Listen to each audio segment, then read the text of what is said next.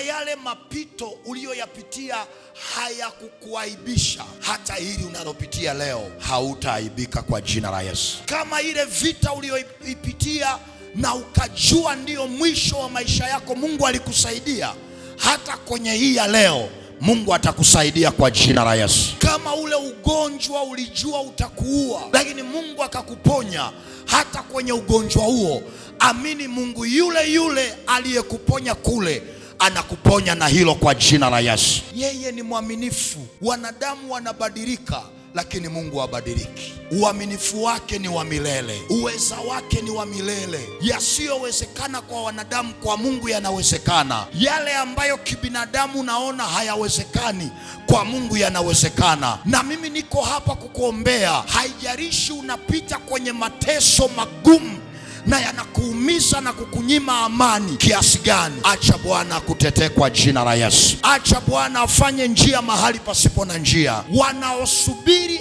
aibu yako hawataiona kwa jina la Yesu. Wanaosubiri kuaibika kwako hawataona aibu yako, wataona utukufu wa Bwana kwenye maisha yako, wataona uaminifu wa Bwana kwenye maisha yako.